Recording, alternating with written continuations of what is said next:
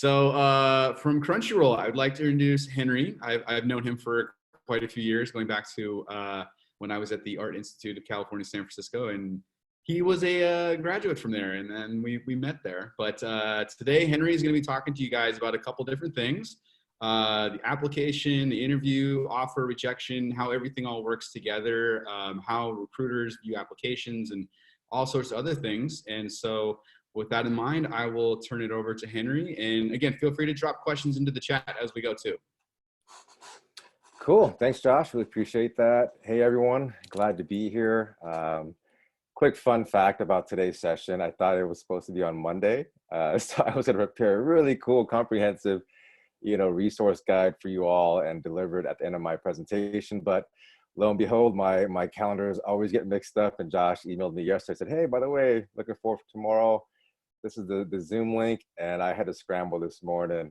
Been up since like 6 a.m. working on this presentation for you guys. But I promise I will get it fully fleshed out over the weekend, send you some resources, and yeah, kind of go from there. But it's still going to be fun. I want to keep it very conversational. Josh gave me a list of, I guess, companies that have, presented to you guys in the past. I kind of want to keep things a bit different and really dive into the nitty gritty of like job searching, networking, things that I've learned in the last really only year and a half working at Crunchyroll. I've been here for 3.5 years, and I guess I can go into my story now and maybe share my screen. So again, I'll have resources fleshed out over the weekend and things of that nature to help you guys moving forward. So let me quickly share screen. And of course, this is not working.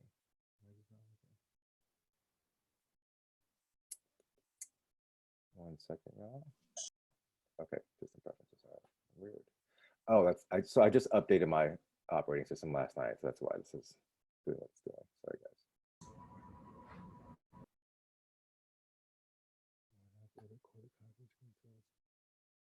guys.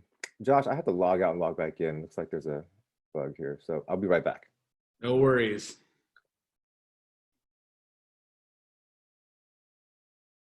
So everybody enjoy the awkward silence while Henry logs back in really quick.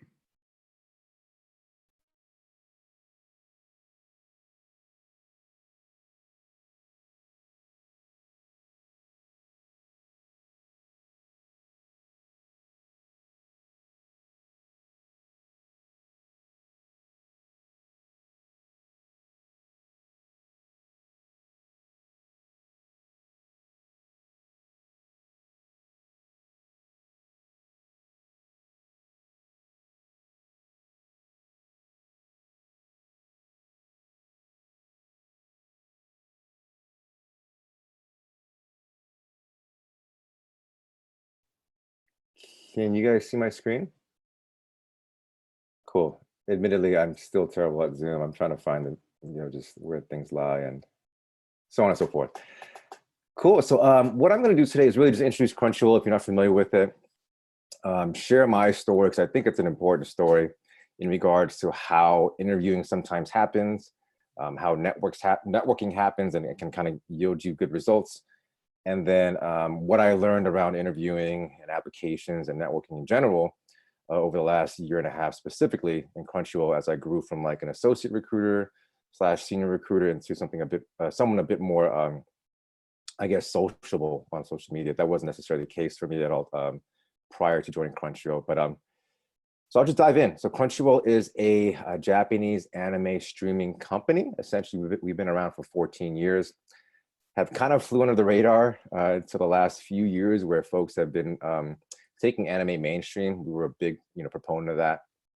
In the last 3 years, we've branched out into original production, essentially creating our own Western style anime. Have had a lot of success in that. Have also branched out into mobile games on the publishing side. So developing mobile games outside of the US, stamping our name on it, and then marketing into our user base. We've also gotten into live events, now virtual, obviously. But in the past 3 years, we've surpassed, I think, over 100,000 attendees in 3 of our live events. And our recent virtual events over Labor Day weekend, I think, amassed 58,000 registered users. Our goal was 50,000, so we got 58,000 registered and tons more the day of. So that was a big hit. Lastly, we have the e-commerce store where we sell everything from hats to t-shirts to blankets to plush toys. And my daughter loves the store and she's always getting stuff from it. So it's a really cool 360 user experience for anyone that's into anime. We're known as the #1 provider of anime across the globe. We're in 200 different countries, 70 million registered users, and 3 million subscribers as of a month and a half ago, 3.4 million subscribers as of today. So, we're growing as things are kind of slowing down during the pandemic in regards to work and whatnot. But next slide here, I just want to introduce my recruiting team. Let me present here so it's a bit more fluid. So this is our team. This was taken like, I don't know, 2.5 years ago. We're big into gifts at work, keeping things fun. So our model really is to hire stellar talent to super serve our fans. And that just means folks that, obviously have an affinity for our brand, understand us, and want to help us grow. Nothing more than that. We're not necessarily looking for folks out of top AAA schools or experience at XYZ company. It's really just looking for someone that wants to help us build our brand. So with that said, I just wanted to introduce my colleagues as they are really fun to work with. The agenda for today, we'll talk about my story. I allotted 45 minutes and decided against that. Figured I'd bore you guys to death. So I made a quick 5-minute spiel that I'll go over in a little bit. We'll talk about recruiting and candidates and how the perspectives from a candidate would look like and how a perspective from a recruiter, such as myself, would look like. I've been on both ends and can kind of share that story as well. Then we'll discuss applying for roles, interviewing, how to do that in I guess, a formal fashion, getting your LinkedIn profile up to speed, personalizing your branding and making sure that you're seen on LinkedIn, networking, and some action steps at the end with Q&A resources. But feel free to throw some questions in the, I guess, the chat box as we go, and I'll answer them either as we go along or maybe at the end. So my story. Oh, actually, real quick here. Like, as we're talking here and discussing, jobs and whatnot, and in the industry, just keep this in mind. This has been some great advice that was given to me about 10 years ago. Keeping the end in mind. So, what is your end goal after graduating from CCA, or if you're already an alumni, what is your goal now? Is it entrepreneurship, freelance? Is it a dream job at Google, Pixar, so on and so forth? Just keep that in the back of your mind as you're preparing your roadmap and your plan, specifically on how to get there. And I'll dive into my story in the next slide on why that's important. Think about who you have to meet, what you have to learn, and then obviously jot them the plan. It doesn't have to be an extensive 5-page, dissertation. It's just some concrete steps to help you get to where you're going or want to go. And again, we'll touch back on this towards the end. So just keep this in mind as we're discussing today. So recruiting and me. So my path to becoming a technical recruiter at Crunchyroll, this was not supposed to happen. I kind of fell into it through just some life changes, and I'll get into it now. So served in the Army from 2004 to 2010-ish, right? 6 years of roughly active duty experience. Prior to that, I was serving tables at Sizzler, fresh out of high school for 2 years. Was at Chabot College taking real estate and math courses, trying to really figure out life, right? I didn't go straight from high school to a formal plan in college on what to study and how I would kind of make an income. I was just that guy that was, didn't know what to do, didn't have any guidance. My mother and father are both from immigrants from other countries, so Cambodia and Vietnam, kind of settled here during the 70s and 80s, and we just grew up, right? There was a lot of television, there was a lot of playing outside. There wasn't much of a roadmap on, or maybe an inspiration or example of how to, successfully complete high school and then go on to college. So I was serving tables. A friend of mine there told me that he ended up signing up for the U.S. Army Reserves as a satellite communications guy, and got a $10,000 bonus. So obviously that piqued my interest. I was, waiting tables. Nothing against waiting tables. It was a fantastic job then for me. But I was like, wow, that's kind of cool. How do I sign up? So I met the recruiter, ended up doing the reserves as well, rather than active duty, because I wasn't really sure what the Army looked like or what it would entail. Ended up leaving 6 months later, kind of like made a C, passed my classes in real estate and mathematics at Chabot College and took off. Didn't know what to expect. Ended up really enjoying it. And that's where this next 6 years took me to 2010, where I got out active duty and decided to go back to college. And that's where I ended up at the Art Institute in California. Um, I studied audio engineering there because I really wanted to be a rapper. And I had these big dreams because I thought I was pretty good, right? You know, all my friends said, "Hey, you're pretty good, man. You probably should pursue this." You know, at 20 years old, 26 years old, like, okay, I have time still to maybe make this work. Um, so I studied audio engineering to learn the science behind music. Ended up being an okay audio engineer and realized my biggest, I guess, passion was really connecting people. And I first learned about that during my senior year at the Art Institute, where my senior project was essentially taking my EP and then just crediting everyone that actually helped me produce that EP, from the engineers to the composers, to the folks that did the mixing and mastering, to the folks that performed on the tracks, and everyone else that did the graphic design. So my exit out of the Art Institute was kind of shaky, right? I was looking for a job. My daughter at the time was 4 or 5 months old. And I really took the first job that allowed me to pay the bills. And that was AT&T. You know, they were at the time hiring veterans for a big push into their new, I guess, fiber optics, or AT&T Uverse is what it was called. So I ended up doing internet for people's homes in the Bay Area. And that was a pretty flexible job, but it didn't really align with what I truly wanted to do. And that was technology, somehow, some way, building an app, well, I'll tell you about later. And it didn't align with my daughter's daycare. So I ended up sending my resume, which was terrible, to my cousin-in-law, who was a recruiter. And I automatically thought, like, hey, I'm qualified. She can find me a job. It'll be easy peasy. And I kept following up with her and like, hey, why aren't you able to get me a job yet? You know, I'm sure that, you know, people are hiring for my skill set. And she mentioned, well, we don't really necessarily work on your type of background, you know, military and cable tech, but we will hire you here as a recruiter if you're open to getting trained and, you know, joining our company. I did that, ended up taking like an $18,000 pay cut to shorten my commute, be at home with my daughter, and really found a way into technology through recruiting. So I stayed at Apple One for 3 months. Didn't really like the way things were done there, but I really appreciated the style of work. So recruiting became something that I was pretty good at, and got recruited out from Apple One to a place called Kforce, where all they focused on was technology recruiting. And that's when my eyes opened, like, wow, this could actually be a lucrative career, right? This could be something I could do remotely, so on and so forth. So I stayed at Kforce for about a year, almost 2 years. Ended up leaving because I had a passion for software engineering. And then, you know, my boss at the time wouldn't let me go back to school while working full time. So I ended up quitting and said, peace out, recruiting. I'm going to be this fancy software engineer, going to make a lot of money and build apps. You're going to regret this. So I did school. I went to school at Mills, grad program there. It was a co-ed. Spent the semester, paid an obscene amount of money to learn Java and discrete mathematics, and kind of did the whole stay-at-home dad thing. And it didn't work out. It was like 15 years since I took a real course in math and science. And so I started weighing my options. And actually my wife said, hey, you know what, you're in college. I'm glad you're pursuing your dream. It's summertime though, so please go out and get a job. I applied everywhere, like 14, 15 different places, like Starbucks, T-Mobile, for cell phone sales. I applied for user research online. I applied to remote recruiting, anything I can get my hands on. I just threw my resume out there. And it wasn't until I started networking to where things started panning out for me.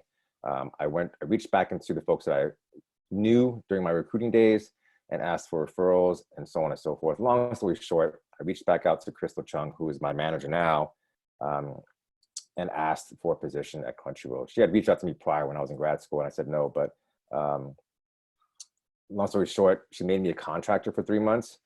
And I started to enjoy recruiting again at Crunchyroll because it was so intimate. People were really passionate about what we're doing. And it was just a very unique situation to be in. I was able to meet other folks like myself who enjoyed some nerdom, you know, geekdom type stuff, gaming, you know, arts, creativity, audio, film, so on and so forth. We have all of that at Crunchyroll. I was like, wow, this is kind of a cool place to be. So I went from a contractor in grad school, still in the Army Reserves, to leaving grad school, getting out of the Army Reserves and working at Crunchyroll full time, because I felt like people in my position don't necessarily need to be in the Army Reserves or in grad school to have such a blessed opportunity to work at a place like Crunchyroll. And so that's what I decided to do moving forward. And that's kind of where I'm at now. So that's my story in a nutshell. I didn't necessarily have to interview at Crunchyroll because I knew who the manager was. I stepped in, did a quick lunch interview, introduced myself to the team. And they knew I was going to come on board as a contractor, limited time, didn't really necessarily suss out my background or whatnot. They knew I was in grad school. You know, Crystal had told them the entire story of how we met and how we had a relationship. And I'm here 3.5 years later, you know, with my first job in tech, my first job in media, and enjoying the heck out of it. So I say all that to say it was a very unorthodox way of getting this position. I tried to leave recruiting twice, and I'm still here. So it may be a good path for me. So we'll dive into the next couple slides here, and I wanted to kind of share with you guys my story to keep in mind and as I go through these details in regards to recruiting from our perspective and what candidates typically see as the recruiting, I guess, process. So when I was a candidate and I was applying everywhere, I would write my resume. I wouldn't have anyone review it. I thought I was the greatest writer in the world. You know, I was a rapper, right? So everything sounded great. I would use color combinations that I thought would be catchy and font that was pretty creative. Comic Sans was one of my fonts, which is a big no-no in the design world.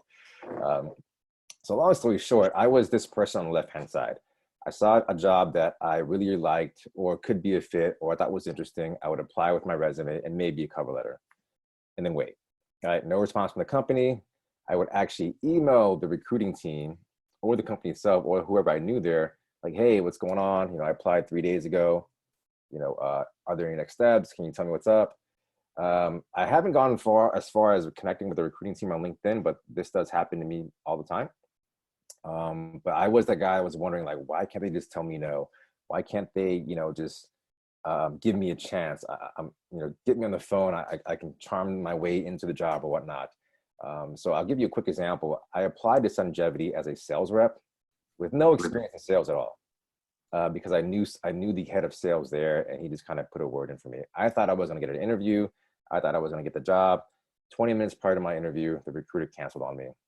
I did the whole Will Smith thing, Pursuit of Happiness, showed up there like, hey, look, trust me, I'm a great candidate. And it was the most embarrassing thing of my life after the fact. Because no one does it nowadays, right? It's a cool story. I forget the guy's name, Chris something in Pursuit of Happiness. Yeah, it worked for him in investment, but it didn't necessarily work for me, right? Because I didn't get the job at Sungevity. So that's kind of what the candidate experience is nowadays. We're looking to change that by responding more often, being able to give feedback. But I will tell you why that's really difficult to do from a recruiter perspective. So we get a ton of candidates that apply to a specific role, and I'll highlight product management. Actually, I'll highlight design, right? We're talking design audience here. So if you're a product designer, and we're looking for a product designer, if we're looking for a product designer and we get a bunch of graphic designer positions or candidates, we're not necessarily going to entertain that call or interview, because product design specifically for UX or interaction design may require some prototyping, may require some wireframing that sometimes graphic designers do not have. So if we get 100 applicants that are graphic designers, imagine having to curate a response, particularly for their background and resume, on why we cannot move forward, right? It's just not efficient. It's more so going against what we're hired to do, which is find the right talent for the job itself, manage a relationship with the hiring manager, manage a relationship with the interviewing panel, send up reports and metrics to our boss or our leadership, and 8 million other things, right? We're doing scheduling, we're doing, again, resume reviews, we're doing searching on LinkedIn for candidates, so on and so forth. So the reason why you may not get a response nowadays is because of this. And 100 applicants is a general number. We've had up to 600 applicants for a video producer role that I personally had to screen with my hiring manager over a 3-week period. And guess what? 95% of the folks that applied, and no offense to the freelancers doing weddings and stuff, but it was mostly weddings and music videos and creative stuff. We were looking for a project manager to really help glue together all the efforts and work for the creative team. So it was a producer role for the creative team. We got 600 applicants around personalized or personal freelance work in like weddings, music videos, so on and so forth, right? So there's that disconnect there that I think maybe we as recruiters and companies could really clarify a bit more in our job descriptions, or add questions to our application to maybe help self-identify what you're qualified for. But that's kind of where we live right now, in the 100 plus range applicant pool, looking to find one person.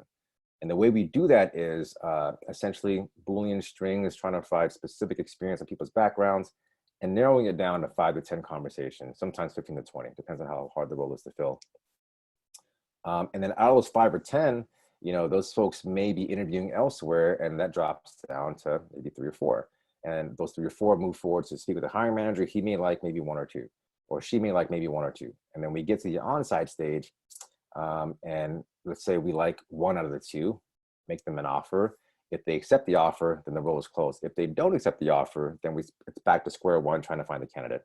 So it's a very cyclical process to where there's no guarantee that we will hire someone, because they have so many options out there, especially if it's a really strong candidate. So again, just keep this in mind. The candidate experience right now may look like what you see on the left. The recruiter experience is what you see on the right. And there are many of us in the recruiting world trying to really fix this by either responding to everyone or even automating our responses to at least get some sort of response. But just know that what we're hired to do is essentially focus on step number 5, which is reviewing the 5 to 10 resumes that are a great fit, and everything else kind of goes by the wayside. It sounds kind of, you know, a lack of empathy, but it's just really just the nature of the game right now. I think moving forward, there will be some solutions on the technology side to help curate this to create a better experience. But what we're doing now is really trying to be as human as possible, at least in our team, and try to manage our time as effectively as possible, because we all have, you know, personal lives and families and dogs and pets and hobbies and, you know, paid time off. So that's a quick highlight of what's going on nowadays, mostly from my perspective. And I think, you know, other folks in the recruiting world can relate to that as well. I'll dive in quickly to the application and interviewing process and move through this really quickly. So I want to get some action steps here. So in a nutshell, these 3 steps here are all you're going to want to do. Write your resume. That's step number 1. I think we all know that. If you find, write your resume and tailor it to each job that you apply to. When we're looking at resumes, we are oftentimes side by side with the job description and looking for specific similarities, right, or matches in your background and our role. If you have Figma or if you're working with Illustrator or any type of tool, you know, that would be great to highlight up front in your experience.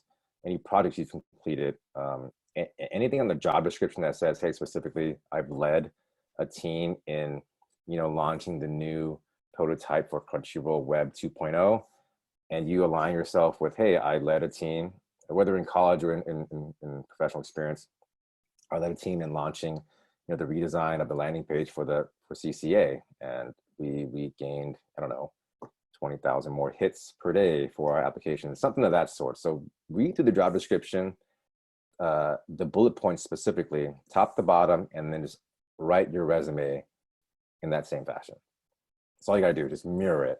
And what that does for us is like, okay, cool, this person took a look at the job description, understands the requirements, and has written a response to each bullet point. All right, so you can take your general resume, fill out all the information you want or can in regards to your background and your expertise and your experience, and then take that template, sit it side by side the job description, take out whatever does not matter for that role. Okay, save that new resume as resume underscore, you know, Crunchyroll underscore product design underscore 2020. Go to your next job. Take your templated resume side by side again with the other company.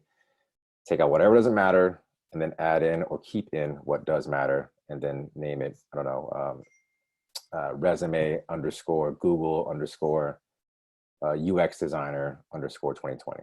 That's kind of where I'm getting at. It takes work up front, but you're more likely to get at least a response back and a call for next steps. And we'll talk about that in a bit. As you're writing your resume, or once you're done, The best way for me personally to help edit and share, this may be for your peers as well, is Google Docs, right? There's a commenting feature. You can make suggestions and edits on the fly. You both, yourself or 2 or 3 other friends, can be editing your resume all at one time, reading through it. I know there's a lot of folks here that may be great writers, architects, creatives. Make this a joint event to where you're able to like give each other input. And the best way to do that for me personally, in my experience, is Google Docs. Canva is also another good tool. It's more of I'm sure you're familiar with Canva.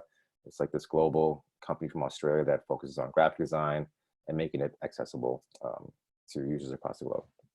So use those 2 tools as a starting point. Have your peers review it, looking for grammar, voice, so on and so forth. I can tell you like the majority of applications we get coming in are oftentimes the same Microsoft template, are oftentimes the same font, oftentimes just, you can tell immediately whether this person even looked at the job description. And oftentimes if they don't, even if they are qualified, that lends us to believe, and it's mostly true, that the conversation we have with them on the phone is going to be a very generic conversation, right? If I guess, for example, in technology, specifically engineering, folks that list all of their, I guess, tools and skill sets around our JD, and only those tools and skill sets without, tailoring their resume to specific asks in the job description, the conversation is mostly like, yeah, well, I have SQL, I have AWS, I'm great for the role. There's no like, I guess, passion or enthusiasm behind these type of applications that come in that look just the same as everyone else. And that's kind of been my experience reviewing. I mean, I want to say almost 1,000 resumes now since I've been at Crunchyroll. And then seeing the ones that come in that are uniquely designed, and doesn't have to be like anything over the top or done in like InDesign or whatnot. We've had a few of those, which have been great. But just curated perfectly to where, as I'm reading it, I can tell, okay, this person is going to be a fantastic conversation, and we could probably move quickly. So with that being said, write your resume. You can write a cover letter if you like, but cover letters are mostly tailored to specific information outside of your resume that may apply to the company in general. Personal interests, past projects, things you're working on, things you're learning, so on and so forth. So when you do start applying, you don't want to make this another job.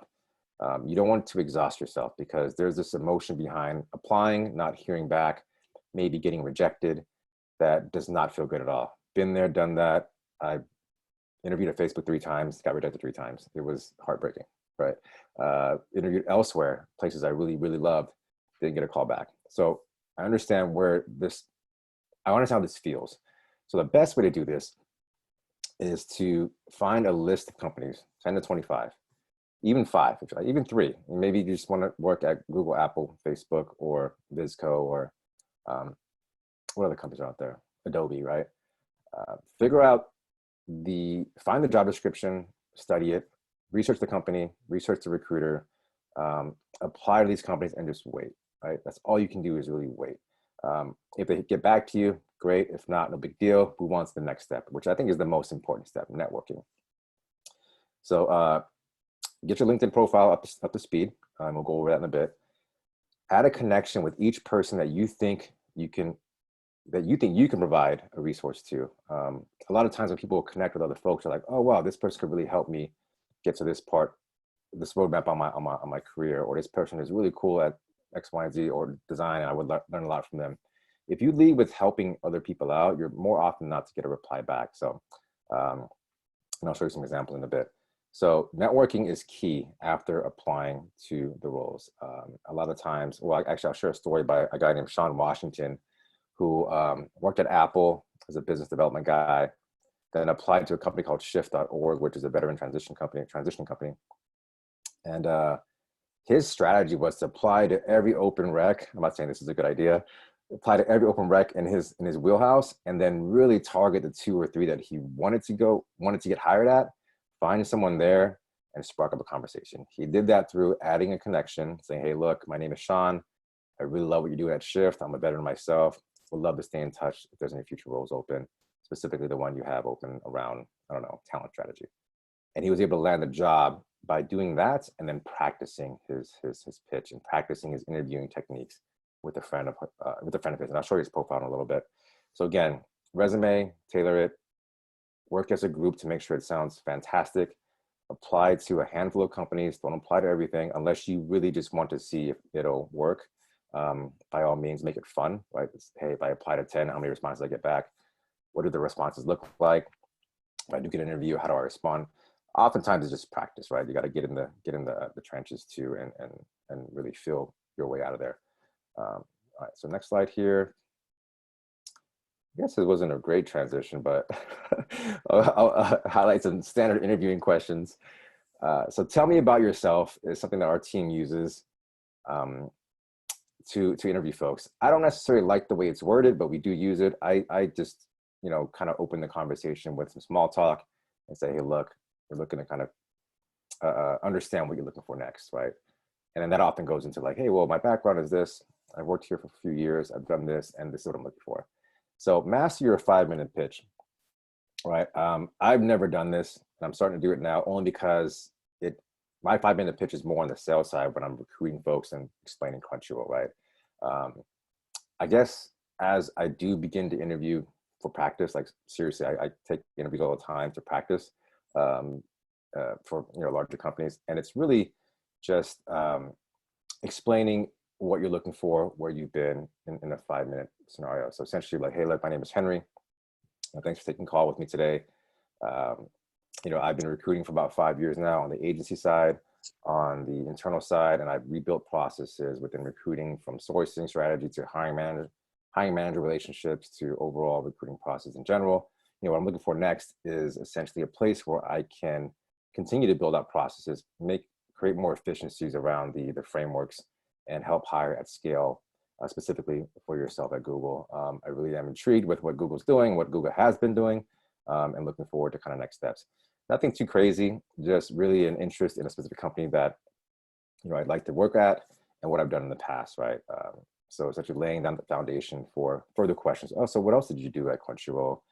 Tell me more about the recruiting process side of things. Tell me more about what you changed here and there. So opening that up, starting with that will open up further conversations on where you can kind of guide the conversation into where you feel your strengths are in regards to the position you're at.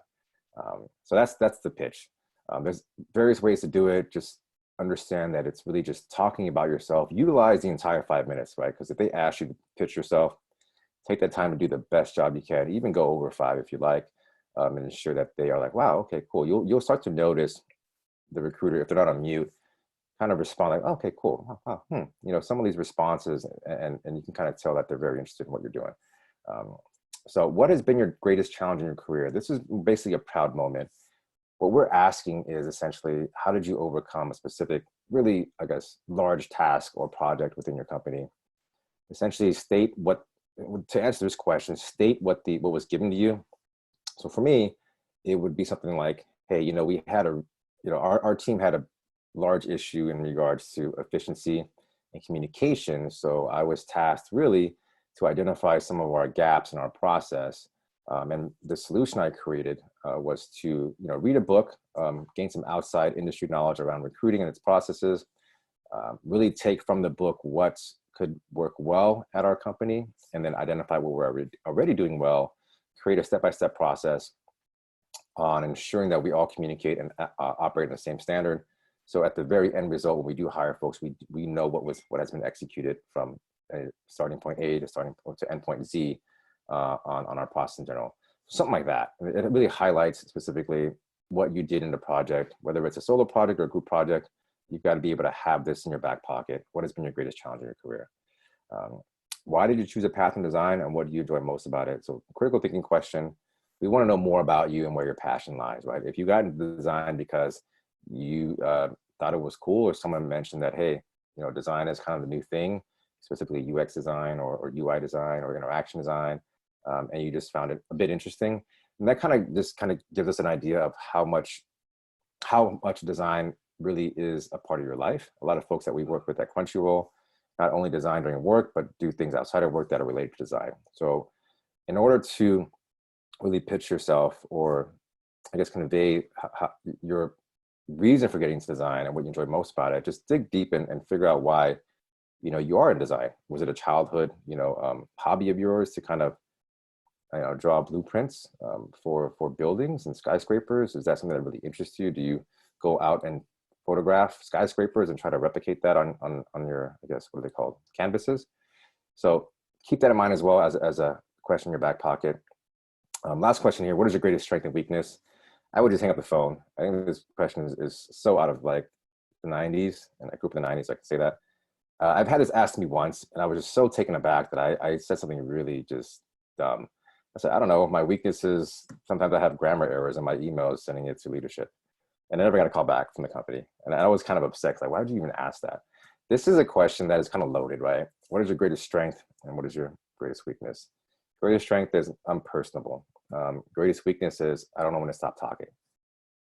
Like, where do you go from there? You know what I mean? I just feel like if you get this question, obviously prepare for it, but don't feel bad if you can't really flip this question on its head and say, well, my greatest weakness is I can't say no to any project that's given to me. I mean, if a company's asking you that, just keep in mind, keep in mind that you're interviewing them as well. And if this is part of their recruiting questionnaire, it may be an identifier of specific corporate culture or whatever the case may be. So I would just say run, half jokingly, but just prepare for that question as well. These are the most common questions we ask outside of the last one. That last one is something I've come across as I would interview elsewhere for practice. So I guess I can pause here real quick. I've been talking a lot. Are there any questions that I can quickly answer before, I guess, moving to the next stage of the presentation? Hi, Henry. Thank you for your introduction. It was great. I have a quick follow-up question on the question about great strength and weakness. So what would you which angle would you recommend to tackle? Should it be like more personal angle, like the ones you mentioned, or like more of a professional angle, like I'm still trying to improve my skills in this, and that's like the biggest weakness right now? Like, usually what are they looking for? Yeah. Again, it was a question that kind of threw me off because I wasn't sure it was still being asked. But most questions are seeking professional responses. So essentially, if your greatest strength is in visual design and your weakness is in user experience, and you're learning through Udemy specifically on how to like better your skills in user experience, maybe use that as a weakness. So does that help? Like yeah. anything? Yeah. Okay. So okay, depends on the context. Yeah, your background, it depends on who you're talking to, the company. It's a very fluid question. And I guess now that we're talking about it, maybe we can default the weakness to something that you're learning as a way to say, hey, I'm pretty weak in this, but I'm learning how to do user experience design and learning Figma or whatnot. So I guess that might be a good answer. Maybe I was taking it too personal because I was like, what's this question regarding? So yeah, thanks for that. Any other? Thank you. Cool. All right, so I'll move on with preparing for the interview. So obviously research the company, find alignment with your core values. A lot of companies, even ours, have core values laid out. Find those, figure out if that resonates with you pretty well. Read the blogs, go to virtual meetups, and then also research a recruiter and find alignment there. If you do get a response back saying, hey, would love to chat with you, and Henry's from Crunchyroll, find Henry's profile on Crunchyroll, do some research and figure out some alignment there. So essentially, you would research the company and the recruiter, write down a script, right? Maybe take the questions in the last slide and practice answering those, preferably with a peer so they can hear your tone of voice, maybe confidence level, maybe response level. And then after that, once you do take the call, sit back for a minute and review internally how the call went, how you thought it went, how you felt your energy level was, your confidence level, if there was laughter on the phone call, if it was all serious, and then go back to see if that's a company you still want to work for, if you feel like you're going to go to next steps. And do that with every single call. Maybe do it with every single email in regards to communication with a recruiter or a hiring manager. So continue to get feedback so you can grow. That's simply just by writing a script, practicing, and then doing like an after call review. LinkedIn, where people connect to truly connect. I came up with that this morning. I thought it was pretty cool, so I'll leave it there. So LinkedIn has been a game changer for me, not only for recruiting, but also for connecting with other veterans specifically. I always thought LinkedIn was a very suit and tie type of platform where you have to be professional at all times and put on your professional, hey, this is me face. But a lot has changed in the last 6 months, even prior to that, I guess, where people are really just being who they are. And I will go over my profile real quick to kind of highlight some things that I find very useful in LinkedIn and how I like to portray myself, which is mostly just who I am. And it's been a big, I guess, game changer for me specifically because I'm comfortable with interacting a certain way on LinkedIn and being myself. And it's been very helpful to not have to really put on a professional, hat on when I'm engaging with folks. So I'll go over my profile real quickly, but as we dive in, you'll notice there's an about section, and there's other sections around featured posts, who's viewed your profile, activity, experience, education, so on and so forth. So let me throw this on here right now.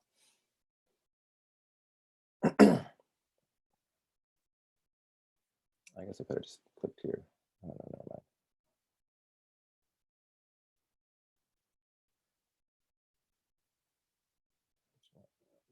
Oh, I'm taking a ton of time. Let me run through the next 3 or 4 slides. We'll just wrap this up here. So, so name, obviously, real name. I always suggest putting your title or your industry or what you're currently doing here, because that's mostly how we find folks, is through their title. So I keep mine as a senior technical recruiter because that's what I do. Everything else, like you can get creative here, I guess, after the title, but a lot of folks that put something really ambiguous here, I'm just going to skip over because it's, you know, if I'm reviewing 100 different profiles on LinkedIn, the other 99 probably are fit more than some ambiguous title here. So I'd recommend just keeping this as a title. The about section, I thought it was pretty fun to highlight what I'm doing or what I do and what I'm studying, and then other interests. Keep things pretty human, I guess you'd say. So in this about section, they can really find out a lot about me. This is what I recruit for. This is what I'm currently studying. And this is what I like to do on the side as hobbies and whatnot. And then send a connect request with a reason for connecting, and I'll be sure to accept. So I put that there because I do get a lot of connection requests that just don't have any real reason why we should be connecting. And anyone that sends me a reason, I can kind of read through it and identify what I could help them with. So that's the about section. It doesn't have to be exactly like this, but you know, to each their own, whatever your personality suits. Make sure that it identifies what you're doing and maybe something you're enjoying. This section I came across 3 or 4 months ago. Really cool section. You could actually feature some of your posts. So when people do come to your profile, they can easily kind of navigate to what you feel is most important or highlights kind of your best work. This would be a fantastic place for a design reel or links to a website or so on and so forth. But as you can see, it's just GIF, Crunchyroll Expo, and then a really cool story that happened to me last week. And then on your dashboard, you can identify who's viewed your profile. Some folks are private, some folks are not. Who's viewed your most recent posts and how many searches you've appeared in. These are all cool metrics. You know, once in a while, I'll dive into it to see what's going on. But this is a nice little area to keep you posted on how active you are. And then you have the option to make your activity public. I like to do so people can research me, where I'm commenting at, who I'm engaging with, and who I've just met. On the experience side, I like LinkedIn's new feature to where they tier out your promotions, which is great. But then I just give a quick summary of what I've done in that role at that specific stage. So the senior technical recruiter position looks different than my senior recruiter position because I've done a lot more process improvements here. This is just strictly recruiting, and my early days at Crunchyroll were strictly recruiting as well. I put my volunteer work in as a job because I think if it's an active volunteering gig, you probably should do the same. It's a really cool added bonus for us recruiters to understand what you're doing outside of work. And then so on and so forth, the rest of my experience here. As you can see, as we get down to the bottom, it's like, you can tell that I really didn't care about this. This was like done 5 years ago, table splicing and stuff. I keep at the bottom because I think it's a nice surprise for folks like, okay, cool, this person's a great fit. I like what they're doing. And oh, cool, they also are an active student on Udemy or, you know, hacker rank or whatnot, or dribble or behance. And then volunteer experience again, skills, so on and so forth, recommendations.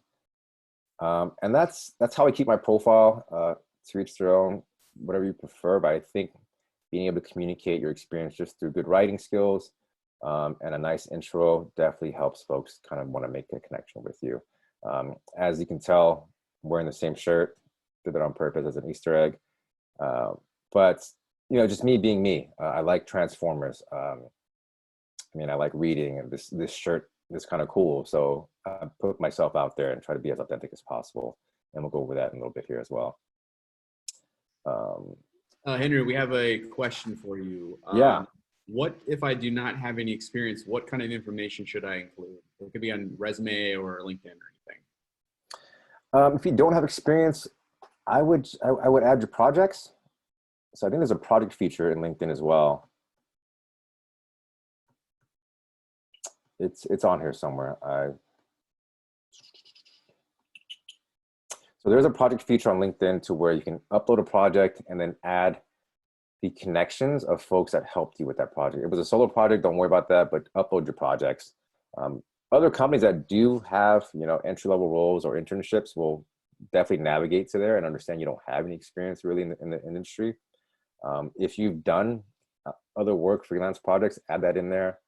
Anything that's really curating a specific user experience for the viewer to understand what you've done in design would definitely help. So I would put freelance work here, projects, and that should be it for now. I wouldn't necessarily want to go further. I mean, if you want to put experience, anything else for myself, like as a server or things in the hospitality industry, that's great, but you don't necessarily need to include it. If you want to curate your LinkedIn profile and make it so it's all design, then do that. You know, it's not necessarily a deal breaker.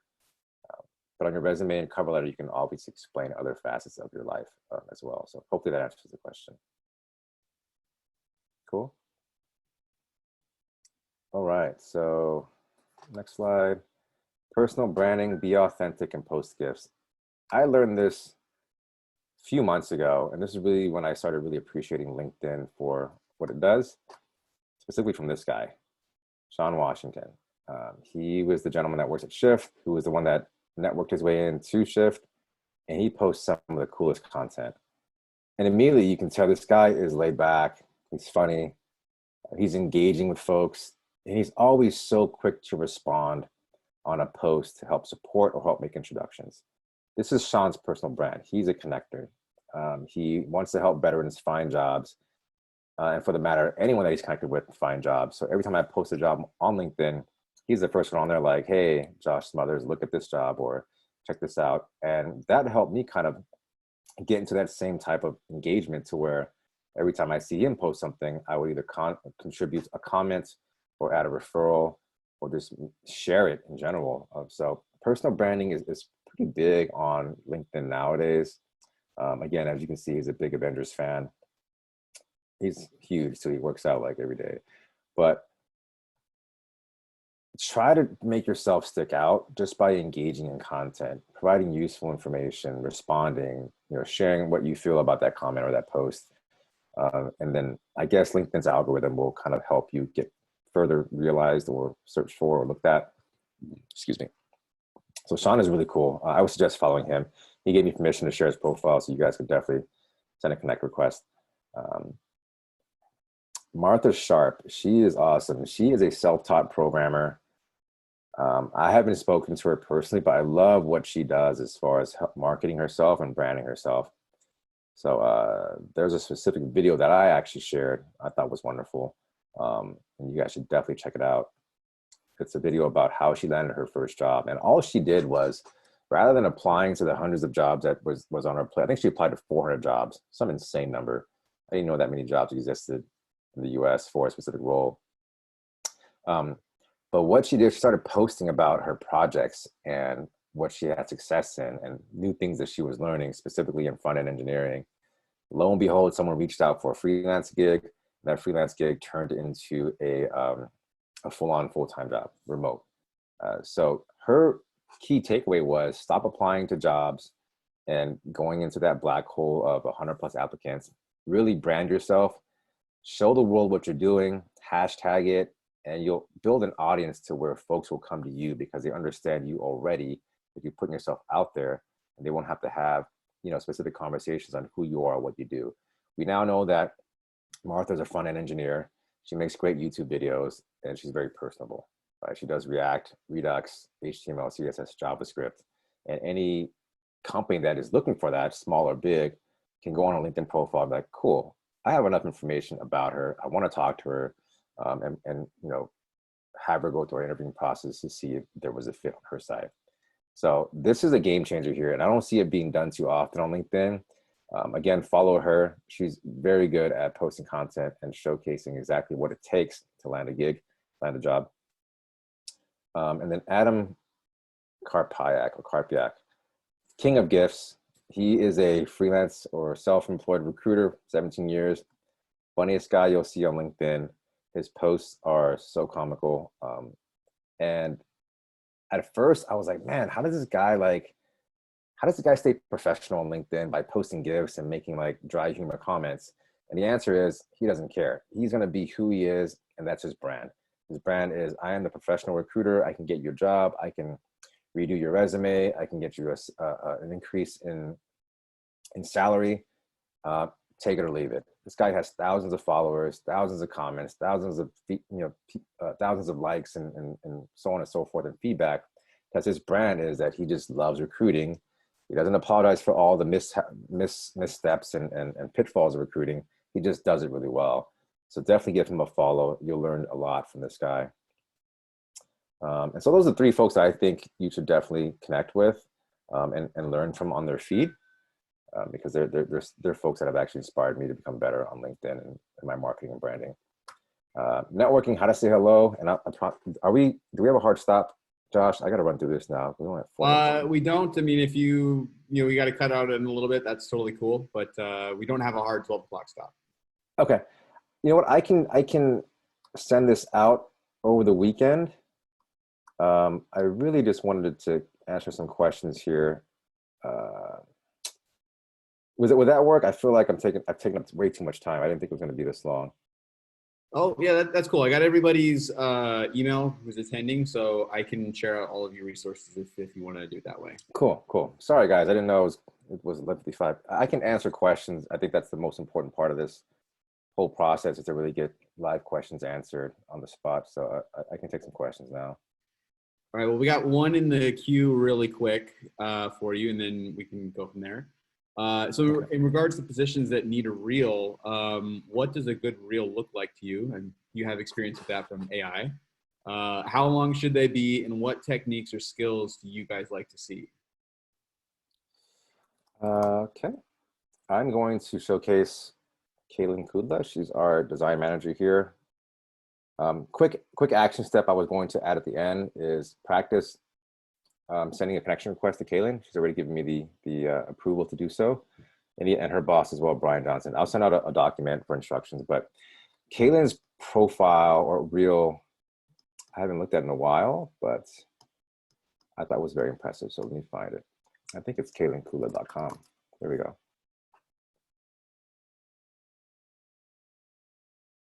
So Kaylin has a background in front-end development and also product design. So please don't take this as something that you need to do, but she is very, I guess, minimalistic in her captions, I guess you call it, in subtitles and subtext.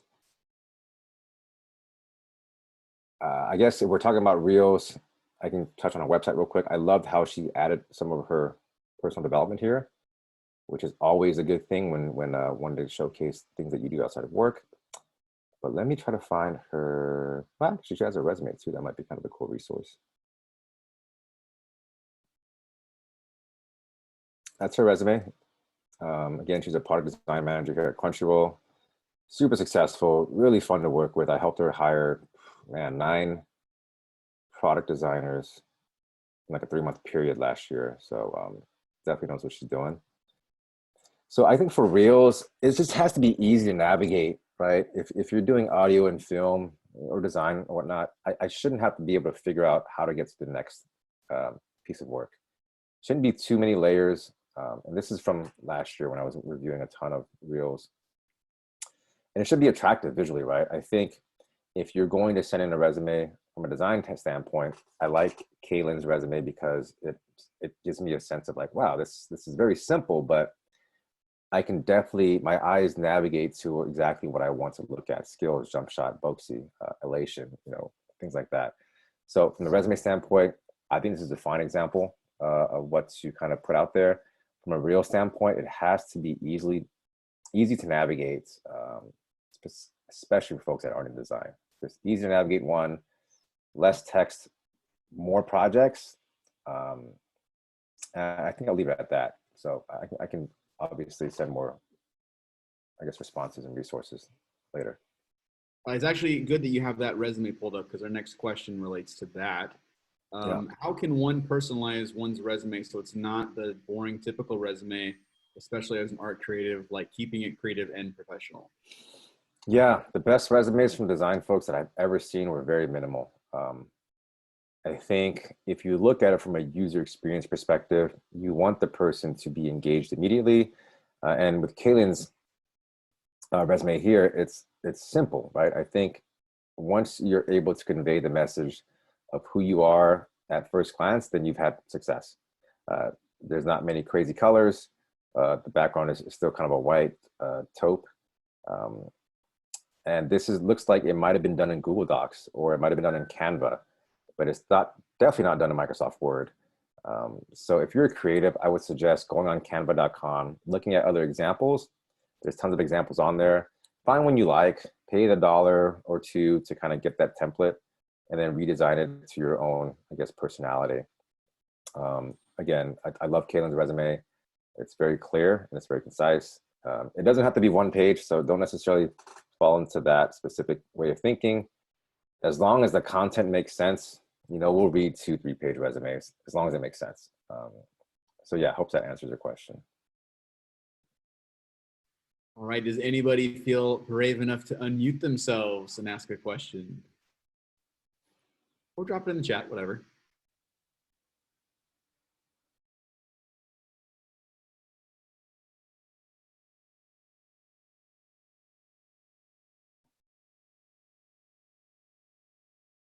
All right. I guess I can ask this question. Would anyone be interested in this slide deck specifically, and maybe some action steps on how to make connections on LinkedIn? How do I get responses? Is it a thumbs up, or is it a Zoom? Yeah, you can send that to me, Henry. I'll send it out to everybody if you want to do that. Okay, cool. Also, do me a favor, if you guys want to send me a LinkedIn request, I'd be happy to stay connected and answer any questions outside of this specific presentation. I think this is an ongoing, I guess, journey. It's not going to be solved in the next few months, but I think if we keep this relationship going, there will be some success at the end. I can, again, send action steps if you're open to it, and the rest of the slide deck and another Google Doc to kind of help you guys figure out the next steps. Hopefully I answered all your questions. I didn't realize I was going to go a whole 55 minutes. It felt like 20. But happy to reconnect again for another presentation if you like, Josh. I'm totally open to it. Awesome. Yeah, we'd love to have you back. Yeah, and to be courteous of your time too. Yeah, we can start to wrap things up, so that way you can move on to your next stuff. But thank you very much to Henry for taking the time to talk to us, and be on the lookout in your inbox, probably like Tuesday or so, Wednesday maybe, and I'll try to have that stuff for you guys from Henry, so that way you guys can take the next steps on following up. Cool. Thanks, Josh. Appreciate the time. All right. Thank you, everyone. Have a great rest of your day.